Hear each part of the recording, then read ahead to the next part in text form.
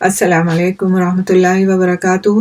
نحمدہ ونصلی علی رسولہ الکریم، اما بعد فاعوذ باللہ من الشیطان الرجیم، بسم اللہ الرحمن الرحیم۔ رب اشرح لی صدری ویسر لی امری واحلل عقدۃ من لسانی یفقہوا قولی، ربنا زدنا علما، اللہم فقہنا فی الدین، ربی یسر ولا تعسر وتمم بالخیر، اللہم صلی وسلم وبارک علی نبینا محمد صلی اللہ علیہ وسلم۔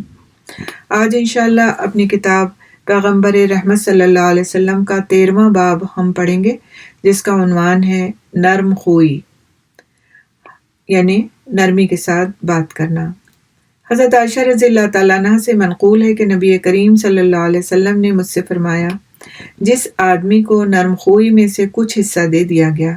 اسے دنیا و آخرت میں سے اس کا پورا پورا حصہ دے دیا گیا۔ نیز صلہ رحمی اور حسن خلق اور پڑوسی کے ساتھ اچھا برتاؤ، یہ دونوں گھروں کو آباد کرتے اور عمر میں اضافے کا سبب بنتے ہیں۔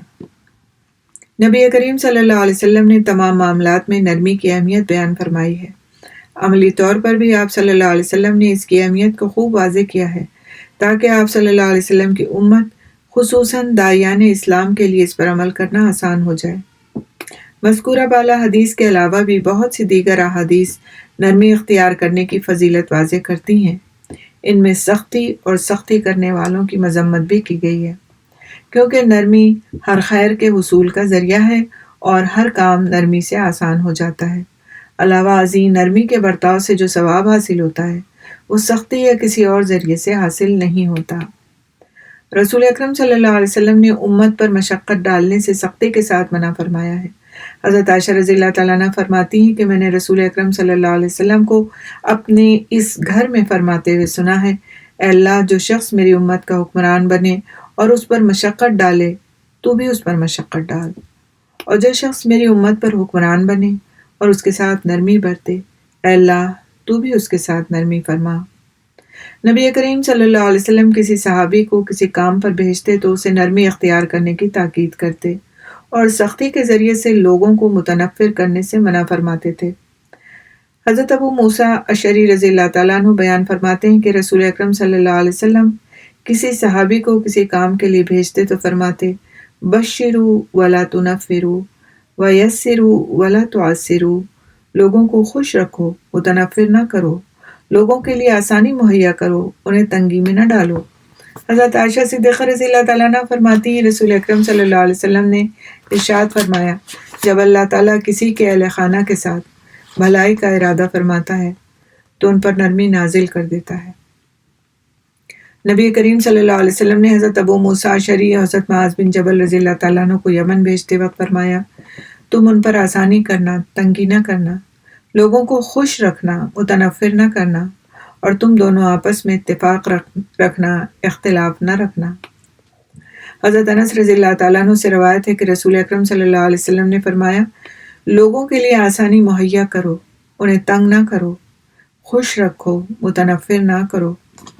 ان احادیث مبارکہ میں آسانی کرنے کا حکم دینے کے ساتھ ساتھ متنفر کرنے سے روکا بھی گیا ہے۔ متنفر کرنا یعنی کسی کو نفرت دلانا۔ اس طرح نبی کریم صلی اللہ علیہ وسلم نے ازداد کو یعنی اپوزٹس کو جمع فرما دیا ہے، کیونکہ انسان کبھی آسانی کرتا ہے اور کبھی تنگی، کسی وقت خوش کرتا ہے اور کسی وقت متنفر۔ اگر آپ صلی اللہ علیہ وسلم صرف آسانی کا حکم دینے پر اکتفا کرتے تو جو شخص زندگی میں 1 یا 2 دفعہ بھی آسانی کر دیتا وہ اس حکم سے عہدہ برا ہو جاتا، چاہے وہ اپنی زندگی میں بے شمار دفعہ لوگوں کو تنگ کرنے کا مرتکب ہوا ہو۔ جب آپ صلی اللہ علیہ وسلم نے تنگی نہ کرنے کا حکم بھی دے دیا تو یہ گنجائش باقی نہ رہی، یعنی اب کوئی شخص کبھی کسی کو تنگ نہیں کر سکے گا۔ یہی آپ کا منشا مطلوب تھا۔ اسی طرح خوش کرنے کا حکم دینے کے بعد متنفر نہ کرنے کا حکم بھی جاری کیا، تاکہ کسی کو کسی بھی حالت میں متنفر نہ کیا جا سکے، اور آپس میں موافقت اور اتفاق کا حکم دینے کے بعد باہمی مخالفت اور اختلاف سے بھی روکا، تاکہ کسی بھی وقت کسی بھی مسئلے میں ایک دوسرے کی مخالفت نہ کی جائے۔ ان احادیث میں لوگوں کو خوش کرنے پر عظیم ثواب، گراں قدر عطیات، اللہ کے فضل کبیر اور وسیع رحمت کی خوشخبری دی گئی ہے، اور لوگوں کو متنفر کرنے پر مختلف قسم کے عذاب سے ڈرایا گیا ہے۔ ان ارشادات نبوی کا مقصد یہ ہے کہ نو مسلم حضرات کی تالیف قلب کی جائے، یعنی ان کے دلوں میں اس دین کی گنجائش بنائی جائے اور ان پر زیادہ سختی نہ کی جائے۔ اسی طرح قریب البلوغ بچے یا نئے بالغ ہونے والے افراد یا جن لوگوں نے گناہوں سے توبہ کرنے کے بعد نیکی کی زندگی شروع کی ہو، ان سب کو دھیرے دھیرے آہستہ آہستہ طاعت و عبادات کی طرف لایا جائے۔ ان پر یکبارگی بوجھ نہ ڈالا جائے تاکہ ان کے لیے شریعت پر عمل آسان ہو جائے۔ اسی طرح جو شخص دائرہ اسلام میں آنا چاہتا ہے اسے آسان آسان کام بتائے جائیں۔ جب وہ عادی ہو جائے تو دوسرے فرائض و مستحبات بھی خود بخود وہ ادا کرنے لگے گا، لیکن اگر ابتدائی سے اس پر سختی کی گئی تو ممکن ہے وہ دائرہ اسلام میں داخل ہی نہ ہو۔ اگر وہ مسلمان ہو بھی گیا تو ممکن ہے کہ اسلام پر قائم نہ رہ سکے اور کفر کی طرف لوٹ جائے۔ تعلیم کے لیے بھی تدریج کا لحاظ رکھنا بہت ضروری ہے۔ اسی لیے رسول اکرم صلی اللہ علیہ وسلم واعظ و نصیحت میں بھی لوگوں کے خوشدلی کا بہت لحاظ رکھتے تھے۔ روزانہ واعظ نہیں کرتے تھے،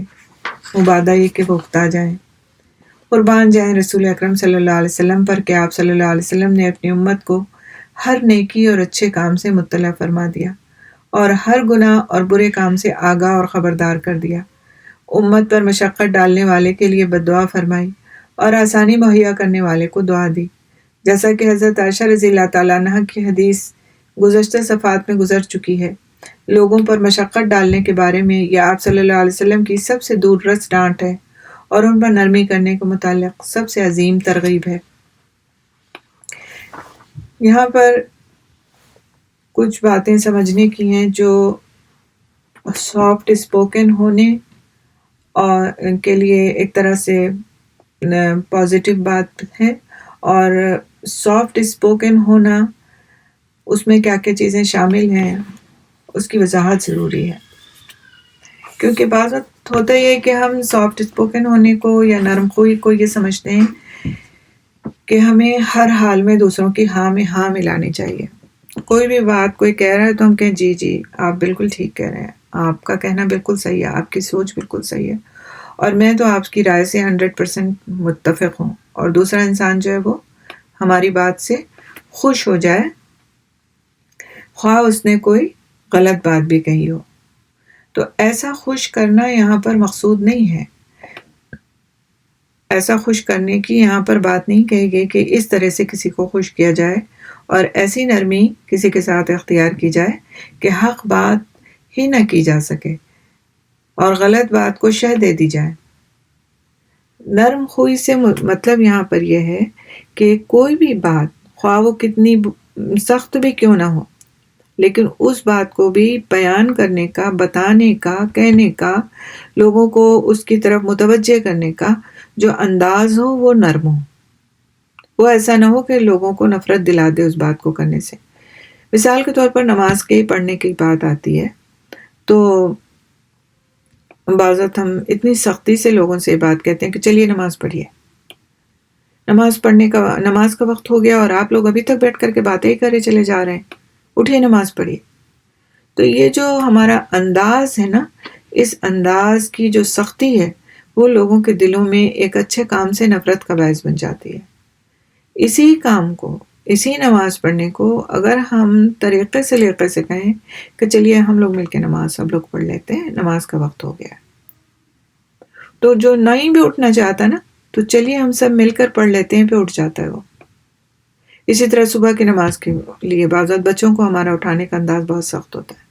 اٹھتے نہیں ہوں، روزانہ کہتی ہوں صبح صبح تنگ کر کے رکھ دیا ہے، کتنی بار اٹھاؤں۔ تو یہ جو انداز ہے نا وہ بچوں کو ایک اور کروٹ لینے پر مجبور کر دیتا ہے، ان کے اندر ایک طرح کی بے حسی آنا شروع ہو جاتی ہے۔ اسی بات کو اگر ہم تھوڑا سا ان کا سر سہلا کے، ان کے پیر دبا کے، ان کا چہرے پر پیار سے ہاتھ پھیر کر ان سے نرمی کے ساتھ یہ بات کہیں کہ بیٹا اٹھ جاؤ، دیکھو نماز کا وقت تنگ ہوا چلے جا رہا ہے، بیٹا اٹھ جاؤ، فجر کی نماز نہیں چھوڑتے، بیٹا اٹھ جاؤ، تو وہ اس طرح کے ہمارے طریقہ کار سے شرمندگی سے اٹھنے پہ مجبور ہو جاتے ہیں کہ اٹھانے والا ہمارے ساتھ کس درجے کا رویہ اختیار کیے ہوئے تو ہمیں اٹھ ہی جانا ہے۔ اسی طرح سے بعض وقت کوئی ہمارے سامنے چغلی کر رہا ہوتا ہے، غیبت کر رہا ہوتا ہے، بدگمانیوں کا بیان کر رہا ہوتا ہے اور ہم اس کو روکتے نہیں، اس لیے ہم نہیں روکتے کہ ہمیں اس بات کا خوف ہوتا ہے کہ یہ ہمیں کہیں بد اخلاق نہ سمجھ لے، یا ہمیں ایسا نہ سمجھ لے کہ ہم اس کا کسی بات میں ساتھ ہی نہیں دیتے ہیں اور ہر وقت اپنے ہی راگ الاپتے رہتے ہیں کہ دین میں ایسا ہے، دین میں ویسا ہے۔ تو اگر یہ سوچ کر کے اور اپنے اخلاق کا جھنڈا گاڑنے کے لیے ہم اس کا ساتھ دینے لگ جاتے ہیں اور اس کی ہاں میں ہاں ملانے لگ جاتے ہیں، تو یہ سافٹ اسپوکن ہونا نہیں ہے، یہ اچھا اخلاق نہیں ہے، یہ نرم خوئی نہیں ہے۔ اسی برائی کو، اسی غلط بات کو ہمیں ایسے طریقے سے، احسن طریقے سے روکنا ہے کہ سامنے والا روک بھی جائے، شرمندہ بھی ہو اپنے جو غلط کام اس نے اگر کیا ہے، کوئی غلط بات کہی ہے اس پر، اور آئندہ اس کی ہمارے سامنے اس طرح کی بات کرنے کی ہمت نہ ہو، اور اس برائی سے باز آنے کا اس کے اندر ایک طرح سے جذبہ پیدا ہو جائے۔ مومن ہمیشہ مائنڈ فل ہوتا ہے، وہ ایسے طریقے سوچتا ہے کہ ان باتوں کو روکنے کے لیے نرمی کے ساتھ مجھے کون سا طریقہ اختیار کرنا چاہیے۔ مومن اپنی بات میں بھی سنجیدہ ہوتا ہے اور اپنے طریقہ کار میں بھی سنجیدہ ہوتا ہے، وہ ہیف ہیزرڈلی کسی بات کا فیصلہ نہیں کرتا، اور یہ بات اگر کوئی نہیں کرتا تو گویا کہ اس کو اپنے ایمان کا پھر سے جائزہ لینا چاہیے۔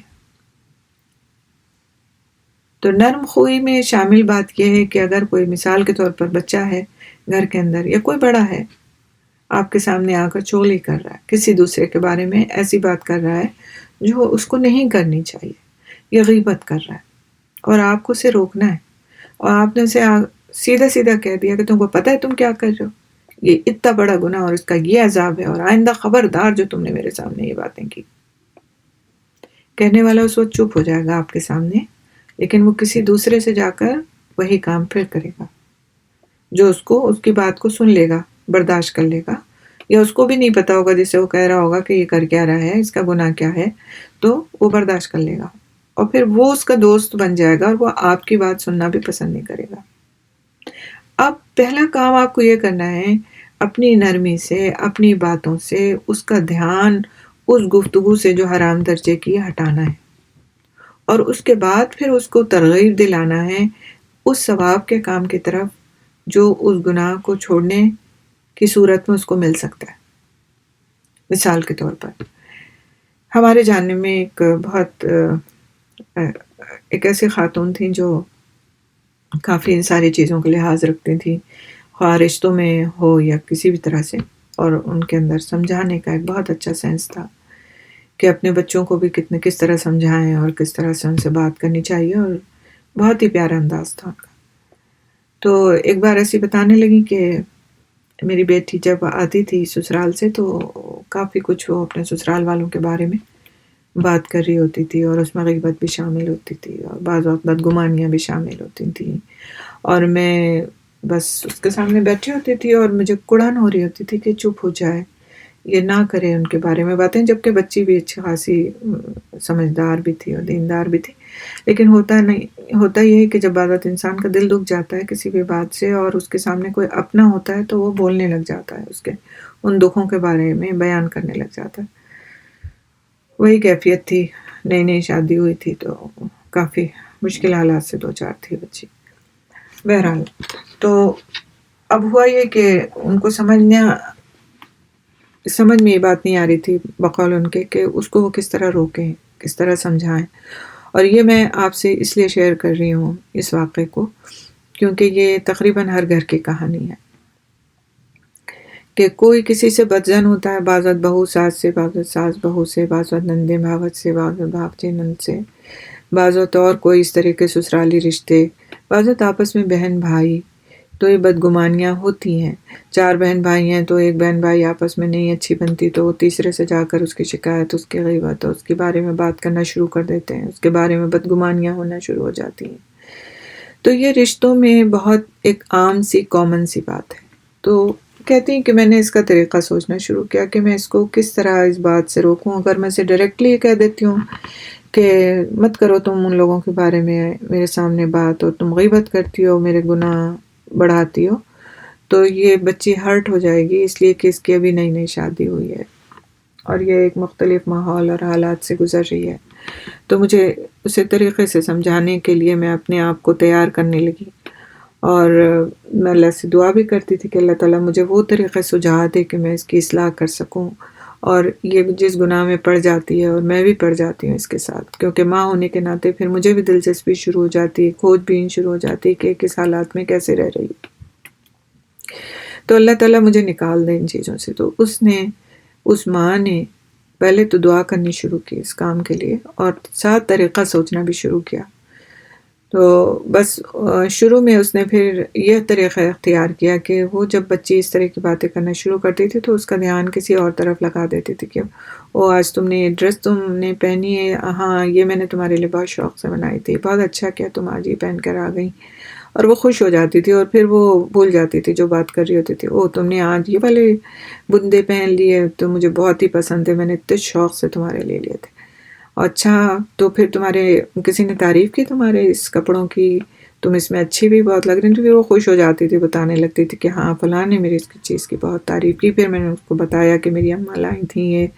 تو میرے لیے فلاں جگہ سے لے کر آئی تھیں، اور ان کو میری پسند کا یہ خیال تھا، وہ دھیان اس کا ادھر سے ادھر ہو جاتا تھا۔ تو شروع میں تو انہوں نے یہ طریقہ کار اختیار کیا، پھر اس کے بعد انہوں نے کہتی ہیں دھیرے دھیرے میں نے ایک دن اسے کہا کہ بتاؤ کہ تم مجھے زیادہ چاہتی ہو کہ تم اپنی ساس کو زیادہ چاہتی ہو؟ تو بولی کہ آبویسلی میں آپ کو زیادہ چاہتی ہوں۔ تو پھر انہوں نے کہا کہ لیکن تم جو ہے جتنی کمائی میں پورے ہفتے میں کرتی ہوں، جب تم آتی ہو نا تو تم میری پوری کمائی لے کر کے تو تم اپنی ساس کو دے دیتی ہو۔ تو کہنے لگی نہیں تو ایسا تو کچھ بھی نہیں، میں نے تو اپنی ساس کو آپ کی کوئی بھی چیز نہیں دی آج تک۔ تو ان کا نہیں، دیکھو بیٹا ایسا ہے کہ میں نیکیاں تو بڑی محنت سے کماتی ہوں نا، اس میں میری جان بھی لگتی ہے اور اس میں میرا مال بھی لگتا ہے اور اس میں سب کچھ لگتا ہے، لیکن جب تم آ کر کے ان کی بات میرے سامنے کرتی ہو جو غیبت ہوتی ہے تو یہ میرے اعمال تو پھر میرے پاس سے تو چلے جاتے ہیں، اور یہ اعمال اس کو مل جائیں گے کہ جو جس کی میں غیبت کر رہی ہوں گی، جس کی غیبت میں شامل ہو گئی ہوں گی تمہارے سامنے تمہارے ساتھ ساتھ۔ تو پھر وہ چپ ہو گئی اور بہت شرمندہ ہوئی، اور اس نے کہا کہ نہیں، میں آئندہ بالکل اس بات کا لحاظ رکھوں گی کہ ہم ایسی کوئی باتیں نہ کریں، اور ہم ایسی کوئی بات نہ کریں کہ جس سے آپ کے اعمال ضائع ہوں یا میرے اپنے اعمال ضائع ہوں، اور آپ مجھے فوراً ٹوک دیجیے گا اگر میں کوئی بات ایسی کرنے لگوں۔ تو کہنے کی بات یہ تھی کہ ایک گراؤنڈ بنایا انہوں نے طریقہ کار سوچا، انہوں نے اسٹریٹجیکلی ایک شخص کو ایک گناہ سے نکالنے کے لیے نرمی کا انتخاب کیا۔ اگر وہ پہلے مرحلے پر سختی کا انتخاب کرتی اور سختی کے ساتھ اس کو روکتی، جیسا کہ آج ہم دینداروں کا جو ہم نام نہاد دیندار اپنے آپ کو دیندار کہتے ہیں، کتنی دینداری ہمارے اندر یہ تو ہم خود جانتے ہیں، یہ ہمارا اللہ جانتا ہے کہ ہم نے اپنی دینداری کے جو جھنڈے گاڑ رکھے ہیں کہ ہم نے مدرسوں میں پڑھا ہے اور ہم نے دین کا علم حاصل کیا ہے، لیکن ہماری زبانوں سے وہ کچھ نکلتا ہے جو نہ اللہ کو پسند نہ اس کے رسول کو پسند۔ اور یہی جو سختی ہے، یہی زبان سے نکلے ہوئے جو سخت جملے ہیں، یہ ہم کو دنیا کے لوگوں سے دور کرتے چلے جاتے ہیں اور ہم اپنی بات کو منوانے سے قاصر ہوئے چلے جاتے ہیں۔ تو بہت خیال کی ضرورت ہے دین کا طالب علم ہونے کے ناطے اور دین کا معلم ہونے کے ناطے اور دین پڑھنے کے ناطے کہ ہماری زبان سے پھول جھڑیں۔ ہم بات کتنی ہی سخت کہنے جا رہے ہوں لیکن ہماری زبان سخت نہ ہونے پائے، ہم بات کو اس طرح سے کریں کہ اگلے کو یہ لگے کہ اس سے بڑھ کر ہمارا کوئی خیرخواہ ہو نہیں سکتا، اور جتنی اچھی یہ بات مجھ سے کہہ رہی ہے اس سے اچھی کوئی بات ہو نہیں سکتی، اور اس کے لیے ہم کو طریقہ کار سوچنا پڑے گا کہ ہم فلاں سے جو بات کہیں گے اس کو ہمیں کس طرح کہنا ہے، اسے ہمیں ان کو کس طرح اس رخ پر لے کر آنا ہے۔ تو ہمیں اپنی زبانوں کو قابو میں رکھنا پڑے گا، اپنے ذہنوں کو سوچنے والا بنانا پڑے گا، اور ہر شخص کے ان معاملات کو اس طرح سے دیکھنا ہوگا کہ کون دین کے کس لیول پہ ہے۔ آیا یہ کہ کوئی بچہ ہے، کوئی بڑی عمر کا ہوتا ہوا شخص ہے، کوئی بڑا ہم سے عمر میں بڑا ہے، کوئی رشتے میں ہم سے کتنا بڑا ہے، کس کا ہم سے کیا رشتہ ہے، بات کا انداز کس سے کیا ہونا چاہیے، یہ ساری چیزیں سوچ کے تو ہمیں بات کرنی پڑے گی، اور تب ہم دین والوں کے ٹیکے کی طرح لگا ہوا یہ کلنک دھو سکیں گے کہ دین والے بہت سخت مزاج ہوتے ہیں، بڑی سخت بات کرتے ہیں، ان کے پاس تو بیٹھنا ہی فضول ہے، تو کوئی سنتے ہی نہیں ہے، صرف اپنی بات کرتے ہیں۔ تو باتوں کو نرمی کا رخ دینے کے لیے ہمیں ضروری ہے کہ ہم اپنے دل میں اس بات کو جمائیں کہ رسول اکرم صلی اللہ علیہ وسلم نے ہمیں نرم خوئی کی ترغیب دی ہے، اور نرم خوئی نہ کرنے والے کو بد دعا دی ہے۔ اور آپ دیکھیں کہ بات تو حکمران کی ہے، لیکن ہر شخص کہیں نہ کہیں پر تو حکمران ہوتا ہے۔ کوئی شخص اپنے گھر میں حکمران ہوتا ہے، کوئی اسکولوں میں حکمران ہوتا ہے، کوئی اپنے دوستوں میں حکمران ہوتا ہے، کوئی اپنے بچوں میں حکمران ہوتا ہے۔ تو حکمران کا مطلب یہ ہے کہ جس کی بات مانی جائے، اور جو کسی پر بڑا بنایا جائے وہ وہاں کا حکمران ہے۔ تو حکمران کو اپنی بات کو کس انداز سے منوانا ہے، کس طریقے سے منوانا ہے، وہ یہ نہیں ہے کہ وہ ہاں میں ہاں ملاتا جائے چاہے بات غلط بھی ہو۔ طریقہ یہ ہے کہ بات کو نرمی سے، آسانی سے، سہولت سے اس شخص کے لیول پہ آ کے اس طرح کیا جائے کہ وہ اس بات کو ماننے پر مجبور ہو جائے۔ اور جب وہ ایک بار اس کو سمجھ آ جائے گی کہ جو بات میں کر رہا تھا وہ خراب تھی، اور جو بات مجھ سے کہی جا رہی ہے یہ میرے لیے خیر خواہی کی بات ہے، تو پھر وہ ہر طور سے اس بات کو ماننے کے لیے تیار ہو جائے گا۔ دوسرا کام جو یہ ہے وہ یہ بہت ضروری ہے کہ اس نرم خوئی کے لیے ہمیں اپنے لیے بھی دعا کرنا چاہیے کہ اللہ تعالیٰ تو ہمیں نرم خوئی نصیب کر دے، ہمیں بات کو حکمت سے کرنے والا بنا دے، ہمارے اندر وہ انداز آ جائیں، وہ ہمیں طریقے سکھا دے کہ ہم تیرے بندوں کے خیر خواہ بن جائیں، اور ان سے ہم جو بات کریں اس کا ان کے دلوں پر اثر بھی ہو۔ آپ دیکھیں کہ آپ بعض وقت بڑے بڑے مقررین کی باتیں سن کے آتے ہیں، تقریریں سن کے آتے ہیں، اور آپ کے دل خالی ہوتے ہیں۔ جب گھر پہنچتے ہیں آپ کے ذہنوں میں کچھ بھی نہیں ہوتا، اس لیے کہ انہوں نے اپنی بات کو ایک طرح سے آپ کے اوپر انفورس کیا ہوتا ہے، سخت انداز میں، ہاتھ ہلا ہلا کے، بڑے بڑے جملے بول کے، بڑی مشکل زبان بول کے، لیکن لہجے میں بھی سختی ہوتی ہے، اور آپ کے سامنے سوائے عذاب کے اور کہانیوں کے اور ایسی چیزوں کے کہ جس میں جو ہے جھوٹ اور سچ کی بھی تمیز نہیں ہوتی، سب کچھ بیان کر کے اپنی لفاظی کا ایک طرح سے انہوں نے جھنڈا گاڑا ہوتا ہے، اور ہوتا کیا ہے کہ اس کا اثر کچھ بھی نہیں ہوتا۔ ان طریقوں سے ہمیں اعتراض کرنا ہے۔ آپ دیکھیں کہ رسول اکرم صلی اللہ علیہ وسلم کی جو احادیث آپ نے ابھی سنی، 2 جملے ہیں یا 3 جملے ہیں، 4 جملے ہیں میکسیمم، لیکن بات کتنی مؤثر ہے، کتنی مؤثر ہے۔ تو ہمیں بڑی لمبی چوڑی تقریریں جھاڑنے سے پرہیز کرنا ہے۔ ہمیں کسی کے سامنے بیٹھ کر اتنا نہیں بولنا کہ بولنے والا اکتا جائے کہ ان کی تو بات ہی ختم نہیں ہوتی، میں اپنی بات کب کروں۔ پہلے دوسرے سے اس کا حال احوال پوچھیں، دیکھیں کہ وہ کس حال میں ہے اس وقت، وہ آیا ہے کہ کسی بات کو لینے کے حال میں بھی ہے کہ بس خالی وہ میں بات کروں گی تو اس کے سر پر سے گزر جائے گی۔ اب کوئی انسان اپنے پاس آپ کے پاس کوئی اپنا غم لے کر آیا ہے، اس کے گھر میں کوئی پریشانی ہو گئی ہے، اور آپ اس کو کسی لمبی چوڑی بات پر الجھائیں گے تو وہ کبھی آپ کی بات توجہ سے نہیں سنے گا۔ اس کو آپ کا ہر جملہ ایسا لگے گا کہ انتہائی بھاری ہے، کیونکہ وہ تو اپنی پریشانی میں گرفتار ہے۔ تو ہمیشہ جس سے بات کریں اس بات کا خیال رکھیں کہ آنے والا آیا کس غرض سے ہے، اس کی پریشانی کیا ہے، اس کے غرض کیا ہے، اس کا اس وقت مطالبہ کیا ہے، پھر اس کے بعد اس کو نرمی کے ساتھ اسی موضوع کو لے کر، اسی بات کو لے کر اچھی بات کو سمجھا دیں۔ تو یہ طریقہ کار جب ہوتا ہے تو انسان کے دل پہ بات اثر کرتی ہے۔